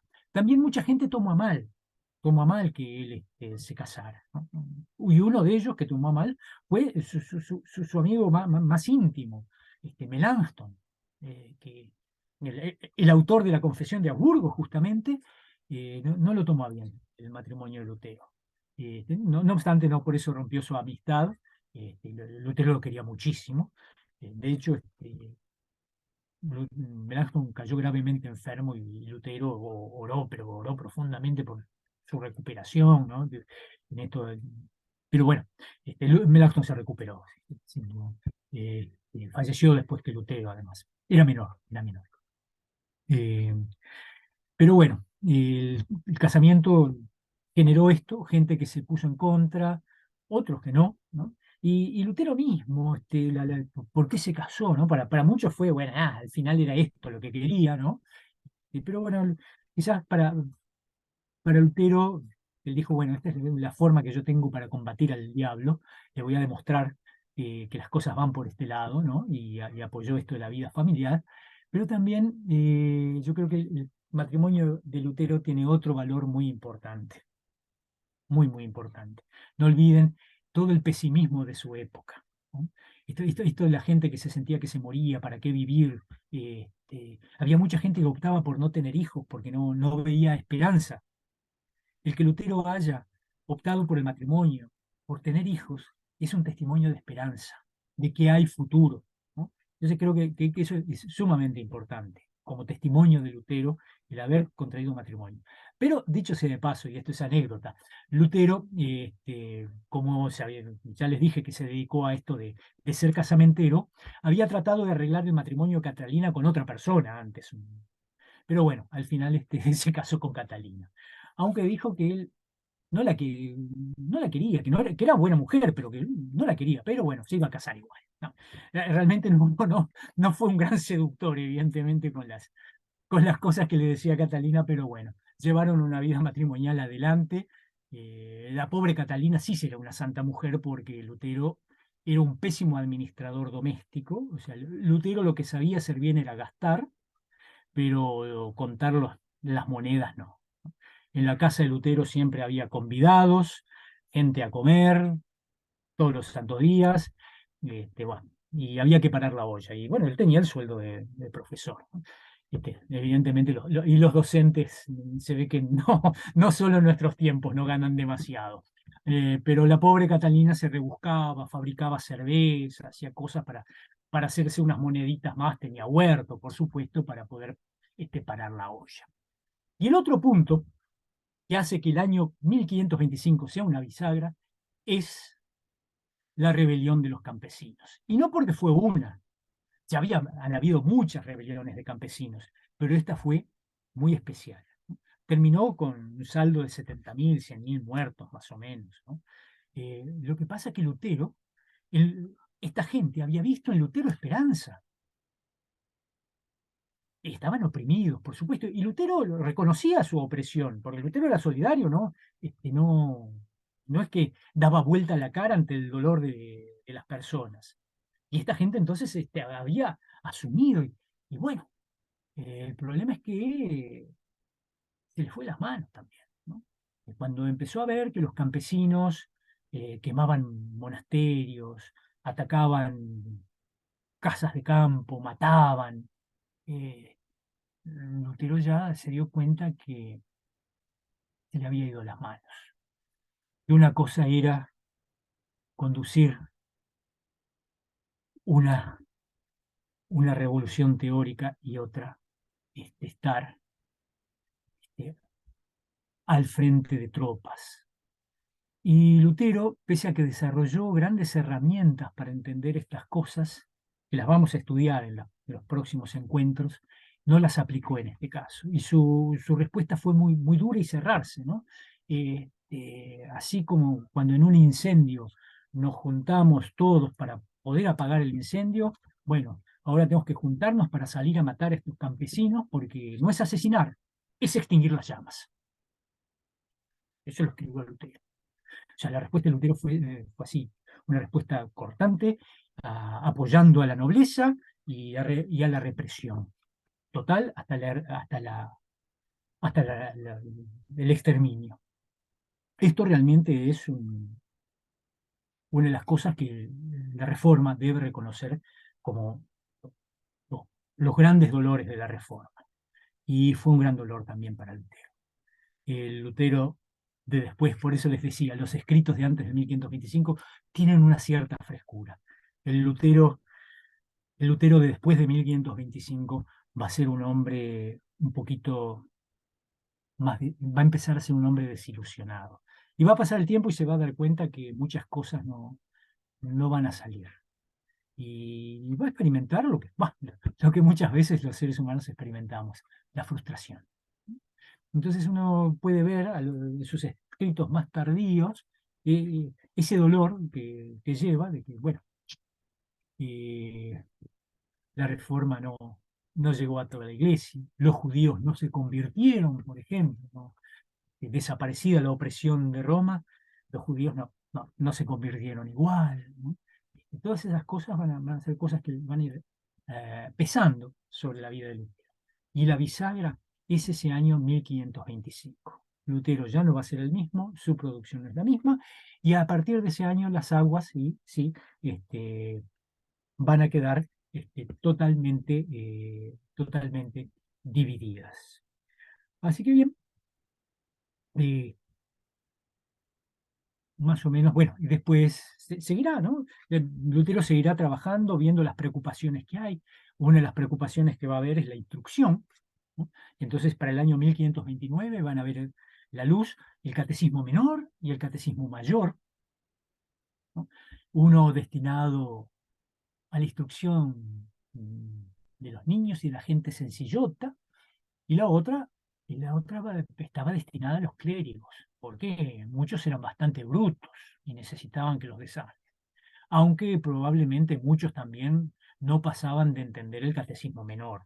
Al catecismo mayor a muchos ya no les daba. Pero bueno, Lutero tenía esa preocupación por la catequesis, ¿no? Porque la gente tiene que creer bien para poder vivir bien, porque si no, no van a poder vivir bien, ¿no? Entonces Lutero se preocupaba por eso. Y por supuesto seguirán las controversias, Lutero seguirá escribiendo, seguirá dando clases, y llegará ese año de 1530, donde eh, se presentará ante el emperador nuevamente en una dieta, ¿no? Las Cortes reunidas, la Confesión de Augsburgo. Pero este documento va a ser obra de Melanchthon, un hombre un poco más conciliador que un Lutero que ya era conocido por ser hombre de armas tomar y que, digamos, para la prudencia no era bueno que fuera Lutero. El rostro de Melanchthon era más amigable, ¿no? El documento es muy lindo, anda por ahí ya, no sé si ya está en el repositorio, pero debiera estarlo, si no. Hay que leerlo, es muy sencillo también, y lo vamos a ir comentando siempre, por supuesto, porque es fundante para nosotros. Eh, Está armado en 28 artículos, ¿no? Los artículos del 1 al 21, si mal no recuerdo, son artículos de fe. con los cuales mayores discrepancias no hay. Hablan de la naturaleza de Dios, de la antropología, de los sacramentos. Y claro, los que vienen a continuación, del 22 al 28, son de los asuntos en controversia, de los abusos. Y ahí sí, por supuesto, se nota la distancia, ¿no? Así que se presenta esa Confesión de Augsburgo y se va firmando ya en este tiempo, en este interín entre el 1525 y el 1526, se van, digamos, el bando, todavía vamos a llamarlo el bando protestante, porque no vamos a decir que hay una iglesia ¿ya? Separada, se va firmando, ¿no? Se forma una liga de príncipes protestantes. Lutero va a concederle mucho poder a los príncipes. El emperador también se tiene que apoyar en los príncipes. Y si el emperador no hace cosas y no corre a palos a los que le llevan la contraria, es por una sencilla razón. Porque en el oriente están los turcos.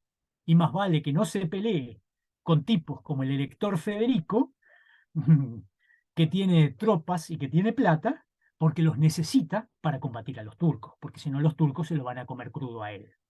Entonces, eso es lo que el emperador siempre tiene que estar cuerpeando, y entonces el emperador también se tiene que apoyar en los príncipes. Y si tiene un lote de príncipes que son protestantes, y pues se los tiene que aguantar aunque no les guste, ¿no? Y Lutero también le tiene que conceder importancia a los príncipes, porque hay que ordenar la sociedad. Este,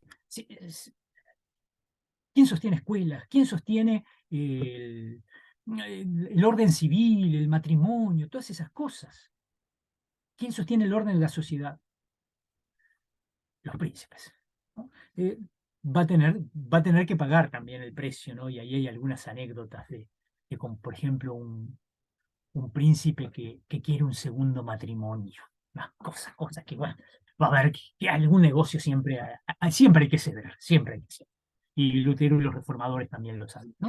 Y esta Liga de Príncipes Protestantes, que se llamó Liga de Esmalcalda, por la ciudad de Esmalcalda, eh, va a tener fuerza, va a tener sus momentos de auge, pero también le van a dar una buena paliza. Pero bueno, eso gracias a Dios Lutero no lo vio, porque fue el año siguiente, la derrota de la Liga de Esmalcalda fue en el año siguiente a la muerte de Lutero. Él no vio ese desastre, eh, en fin. Pero pasó todavía un poquito más de tiempo. Lutero murió en el año 46 y en el año 55 recién aparece el primer esbozo de paz, la paz de Augsburgo, de esa ciudad donde se presentó la confesión. Ahí en 1555 se establece una cláusula de paz, de división de territorio, ¿no? Pero esos años después de la muerte, de la desaparición de Lutero, también generó muchos líos. Así que bueno, pero como última cosa de esta mirada de la vida de Lutero, su muerte, ¿no? Su muerte, contrariamente a lo que los detractores de él dicen que se lo llevaron los demonios, fue una muerte muy piadosa. Lutero estaba bastante enfermo ya, inclusive lo tenían que llevar de un lado a otro en un carrito porque no podía trasladarse por sí mismo. Eh, lo llaman para mediar en la ciudad donde él se creció, en una disputa sucesoria. Los príncipes, los herederos de Mansfeld, eh, pidieron la mediación de Lutero. Y Lutero va y la resuelve, la resuelve.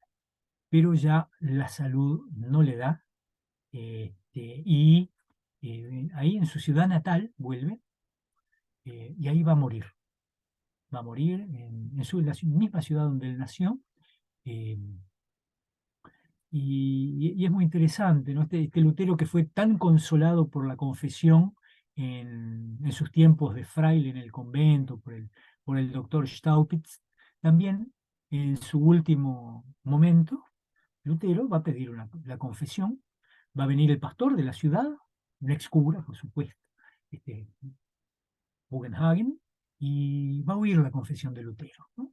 Lutero va a morir piadosamente, y bueno, entre sus papeles póstumos encontró uno que decía: somos mendigos, esa es la verdad, ¿no? Lutero murió piadosamente, ¿no? Encomendándose en fe a, a su Salvador.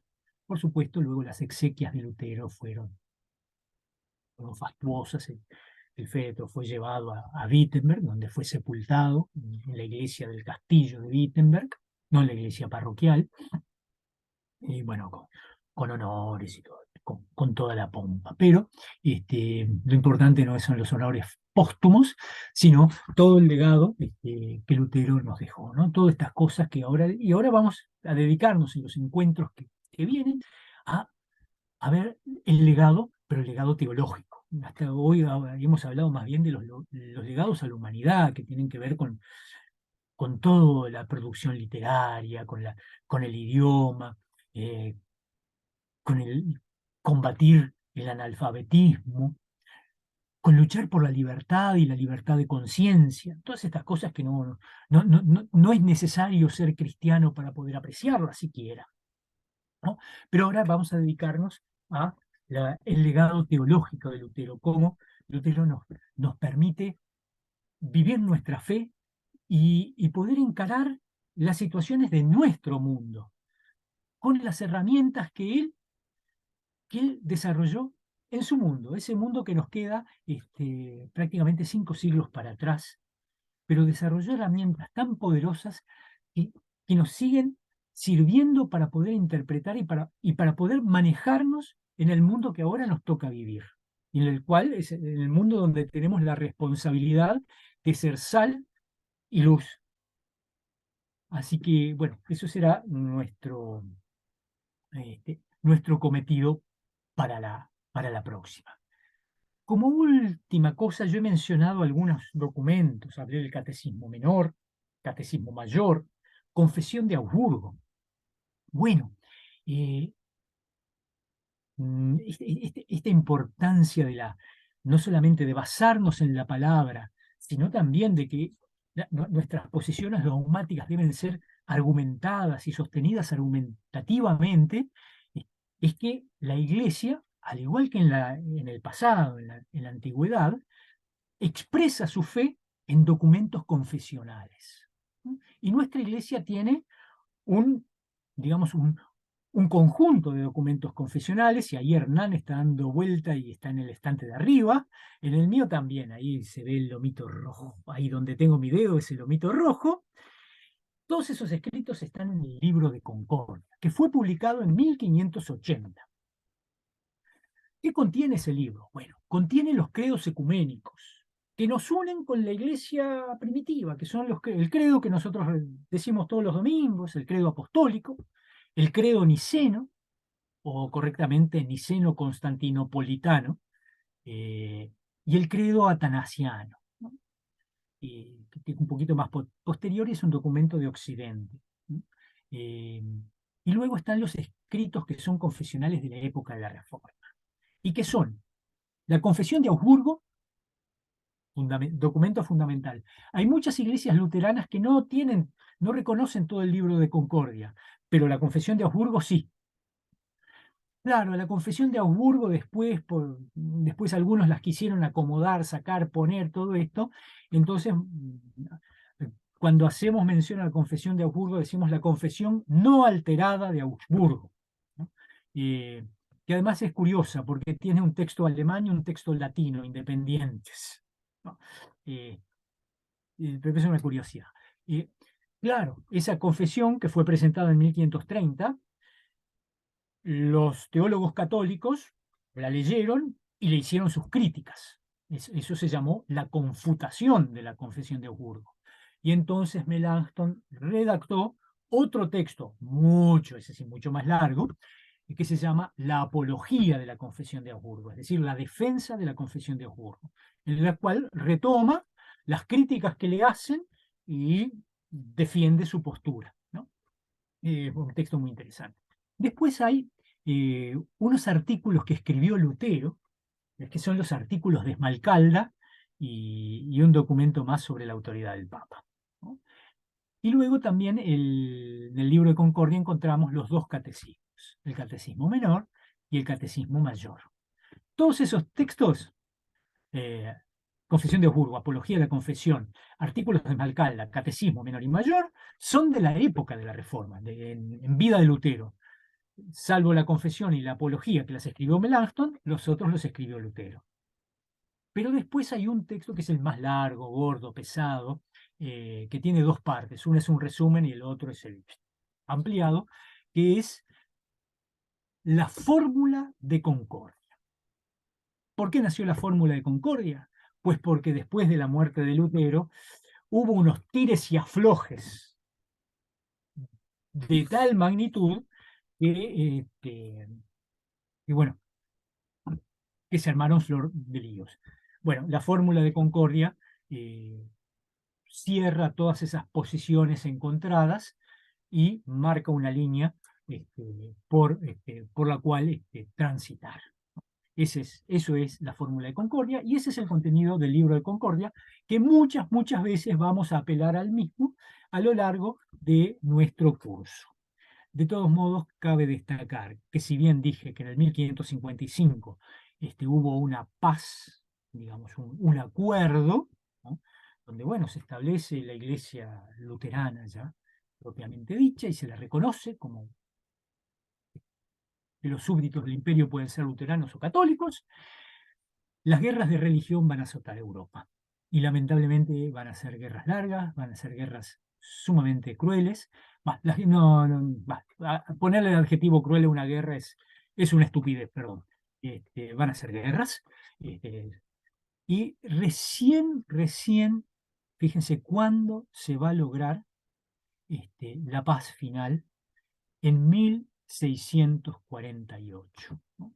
Estamos hablando ya 100 años después de la muerte de Lutero, las cosas van a entrar en razón y también el mundo, el mapa va a cambiar, porque no van a ser católicos y luteranos, van a ser católicos, luteranos y reformados. Los calvinistas también van a tener derechos ahí. En fin, lo importante es esto. Antes de la reforma, Europa era una Europa de una manera, después de la reforma, Europa fue otra Europa, ¿no? Que en realidad es la Europa bueno, que caminó hasta la Europa que conocemos hoy, ¿no? Y la reforma nos ha dejado muchos legados, no solamente dentro de lo que tiene que ver la Iglesia, sino también para la cultura humana. No sé si queremos... Ah, perdón, yo recién miro el chat, este, veo que están los otros dos obispados del bueno de Alberto, Maguncia y Halberstadt.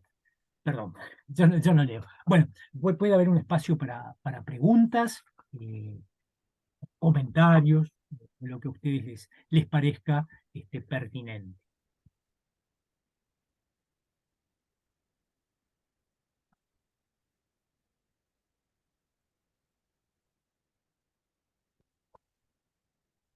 Hola Dani. Bueno, dicho sea de paso, ahora que la saludé, pero ya había arrancado a hablar, ahora le agradezco que nos haya acompañado a la pastora Claro, Dani. sí. No, no, una alegría poder repasar todos los conceptos y la historia de Lutero. Escuché atentamente, así que bueno, gracias. Me parece que por ahí los dejaste Esto sordos. es así, Dani, Sí, es esto es así, como... ¿eh? Así funciona el Farad. Sí, sí, sí. Bueno, Por ahí, eh, yo, Farad, sí, lo que quisiera agregar, y por ahí esto anima si alguien quiere hacer una pregunta, es que este personaje tan complejo de Lutero que usted presenta, eh, tan rico, tan complejo, tan contradictorio, ¿no? En sí mismo. Tillich va a decir cuando Lutero corrige a Lutero, y está hablando del Lutero viejo corrigiendo al Lutero de 1525, ¿no? Eh, Quizá tener el cuidado, porque si bien hoy tenemos dos textos que son históricos, el de Elton y el de Don Justo González, en adelante vamos a tener no solo el libro de Concordia, sino que vamos a tener muchos textos de Lutero específico. Tener cuidado en el momento de leer a este personaje, porque, a ver, todo esto se desarrolla en el inicio de la Edad Moderna, pero Lutero no deja de ser un tipo que piensa con cabeza medieval. Y creo que ahí también se le juega una trampa en el 525 con los campesinos, ¿no? todo el pensamiento medieval. Todo lo que la edad moderna, lo que aprendimos en la historia, va a traer de la rebelión hacia los príncipes, estos aires de libertad. Bueno, Lutero va a funcionar más, va a estar más alineado con eso en lograr otras cuestiones. Digo, para no prejuzgar, para no tratar de leer hoy con el diario del lunes o con nuestros conceptos de democracia y nuestros conceptos participativos, incluso nuestros conceptos eclesiológicos, tratar de leer a Lutero, ¿no? Digo porque vamos a tener mucha lectura de Lutero por delante, más allá de este marco histórico. Lutero es un tipo que tiene la escolástica en la cabeza y, como decía el Farrer, va a entrar en contradicción con el propio Anselmo, ¿no? Con esta idea del Dios airado, ¿no? Esta sustitución. O sea, va a estar en conflicto todo el tiempo con eso que él trae como pensamiento. Pero lo trae medularmente lo va a romper y por eso estas crisis. Digo, para poder leer siempre en esta bisagra, ¿no? En este cuidado de bisagra, y sobre todo para el éxito en los foros, en la participación en los foros, ¿no? Eh, Tomarlo en cuenta. Tomar en cuenta el insumo en una clase teológica es esos documentos que son acuerdos posteriores, sí, vienen, se toman de las escrituras, pero ya está, ya hay un acuerdo sobre el que estamos discutiendo sobre documentos en esta clase específica más bien históricos, pero vamos a trabajar sobre documentos de producción teológica. Por lo tanto, la Biblia suelta no viene a aportar mucho, viene a aportar lo que está ocurriendo, ¿no? Recuperando un poco la experiencia de algunas cosas del año pasado, ¿no? Y también recordar, que ya hicimos mención el otro día, que las consignas son completas, desde la cantidad mínima de palabras hasta la cantidad máxima, siempre con un margen de tolerancia, por supuesto, digamos. No hay que poner el punto en la palabra 300 y dejar la idea terminada, o 250 creo que es en esta vuelta. Eh, Digo, no, quedó 50 para el punto y la idea quedó ahí, ¿viste? No se terminó. Siempre hay un margen de tolerancia y, y que es completa participando y reaccionando en la respuesta de algún compañero o compañera. Pero bueno, poder esto, ¿no? Esta complejidad de este personaje, tener en cuenta dónde está pivoteando, dónde está, ¿no? Dónde tiene la vuelta el rulito, por lo menos en esta unidad, y tenerlo como visión a futuro, porque nos vamos a encontrar con textos que nos van a sonar durísimo al modelo de, a cómo nos ha llegado ya, pasado por un montón de tamiz, lo que es ser un luterano o ser una luterana hoy, ¿no? Digamos. Y ahora estamos en el documento, estamos en el original, y en el original nos vamos a encontrar con problemas. Bueno, Octavio mencionaba recién la confesión en alemán y la confesión en latín. Bueno, todos esos agregados, ¿no? De acusar a los anabaptistas y todo lo demás, no están en el alemán, ¿no? Farrer, esas acusaciones tan... que son las que nosotros decimos, pero qué barbaridad cómo escribimos esas cosas, ¿no? Pero fueron escritas también, ¿no? Claro, Sí, pero hay que pensar que lo escribieron señores del siglo XVI. es.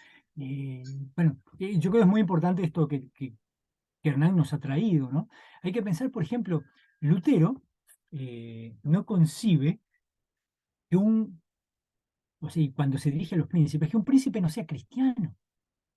Lutero no conoce un Estado que no sea cristiano. Bueno, sí, digo, no conoce un Estado no confesional, digamos, porque sí conocía uno que no era cristiano, el Imperio Otomano, que estaba en sus mejores tiempos con Solimán el Magnífico, claro. Eh, pero para él, el gobernante es cristiano, pues, si nació ahí en Europa es cristiano, no hay vuelta de hoja. Hoy nosotros vemos las cosas distintas, pero bueno, para él. Pero de todos modos, creo, y quisiera decir algo más. Hay, que me parece, hay tres escritos que son fundantes de la Reforma, hay tres escritos de Lutero, que los vamos a ir ahí mirando a lo largo del curso, pero que yo les recomiendo tómense su tiempo para leerlos de cabo a rabo. Los tres son cortitos, no son así tratados largos, y son de linda lectura. Realmente Lutero escribía muy lindo. Era un tipo muy desordenado, eso sí, y no lo dije, pero hay que reconocerlo.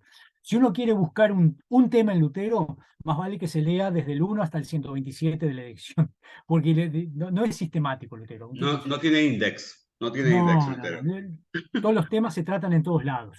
Pero bueno, pero hay tres escritos cortos, son escritos tempranos también, son de este Lutero con polenta, ¿no? Que son a la nobleza cristiana de la nación alemana. Que ahí trata, digamos, de las tres murallas que hay que derribar en la iglesia. ¿Cuáles son estas tres murallas?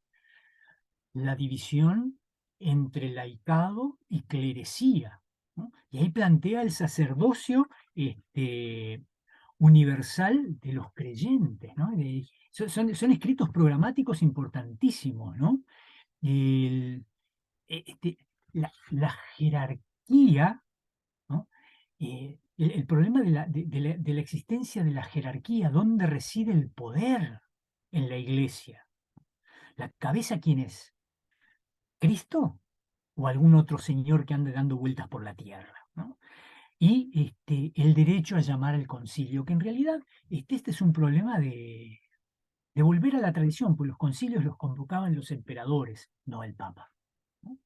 El otro escrito es de la cautividad babilónica de la Iglesia, donde trata el tema de los sacramentos. Y finalmente, un escrito precioso que además es un escrito, pero que muestra el alma de Lutero, el alma del pensamiento de Lutero, ¿no? Que es de la libertad del cristiano, ¿no? Que el tema, por supuesto, es el de la libertad. Y ahí muestra bien el espíritu de Lutero. Y les leo una frase que de seguro ya la oyeron, pero que está bien al comienzo de esta obra y que es magnífica, muestra lo que es Lutero, ¿no? Y dice, escribe esto Lutero: el cristiano es libre señor de todas las cosas y no está sujeto a nadie. El cristiano es servidor de todas las cosas y está supeditado a todos. Entender esto, esta forma de ver las cosas, de estas tensiones con las que ve Lutero las cosas, es importante para poder entender el pensamiento y la teología luterana, ¿no? Así que estos tres escrititos eh, no son la libertad del cristiano debe tener 30 páginas, creo, ¿no? La cautividad babilónica de la iglesia me huele que es el más largo, me huele que es el más larguito, ¿no? Porque él va desarrollando y criticando los 7 sacramentos para quedarse con 2, ¿no? Que eso cuando veamos sacramentos lo analizaremos. Y a la nobleza de la cristiana de la nación alemana será un poquito más largo que la libertad cristiana, pero andan por ahí más. Son 3 escritos programáticos de la Reforma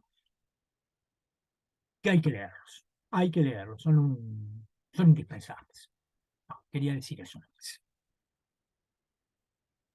Bueno, si hay alguna pregunta, ya les comento que ya está abierto el foro con 2 preguntas eh, que tienen que ver con los textos de lectura anticipada y por supuesto tienen que ver con esta clase. Una parte muy específica de esta clase de Octavio que tuvo que ver con las necesidades espirituales de la gente y apunta a la segunda pregunta. Y la primera pregunta del foro tiene un poco más de, de relación con algún factor histórico que ustedes puedan considerar. Ahí hay, importante para la reforma, ¿no? Ahí hay un buen ejercicio. A veces yo me tiento de querer encontrar dónde empezó la reforma, ¿no? ¿Cuál es el hecho? Esto no existe, digamos, creo que no existe. ¿Dónde ocurrió la reforma? ¿Cuál fue el hecho? Y la reforma es esto que acaba de resumir tan a las corridas, pero tan bien Octavio, ¿no? Es todo esto el hecho de la reforma. Pero bueno, el ejercicio de buscar ese lugar puntual, ¿qué fueron? Las 95 tesis, ¿qué fue la dieta de Worms? ¿Qué fue la confesión de Augsburgo? O cuando vuelve, cuando sale de estar clandestino y vuelve porque la situación se va a... ¿Dónde la reforma empieza? Empieza después de su muerte, ¿no? tratar de buscar ese lugar puntual nos puede llegar a encontrar un punto que consideremos importante en el contexto histórico para desarrollar esa primera parte, ¿no? Y que está en los escritos de don Justo González, está en los escritos de Elton, y también estuvo, por supuesto, presente en esta clase. Y la segunda tiene que ver con esta parte tan importante, que es las necesidades espirituales de la gente, que son las que Lutero refleja como sus propias preocupaciones. Muy bien. No sé si habrá alguna pregunta. Nati, Sulamita, Beatriz, Emanuel.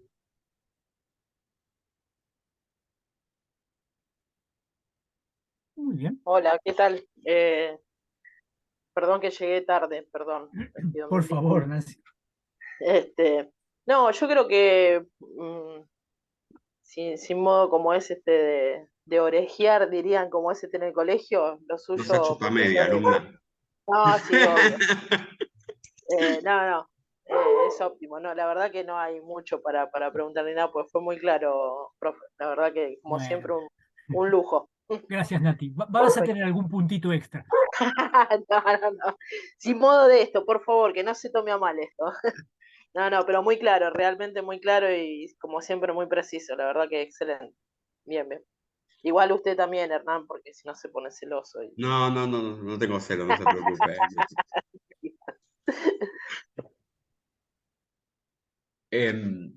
Bueno, Dios mediante nos volveríamos a encontrar en 15 días. El martes 5 y 14, 19. El martes 19 sería nuestra próxima clase sincrónica, pero el foro cierra el martes próximo, el martes 12 a las 22 horas. Por lo tanto, la participación, lo que me resta recordar es que da tanto nota como da presente. Estar acá hoy sirve porque uno puede preguntar, pueden aparecer estas cosas. No todo esto es lo que termina en el video que después se ve.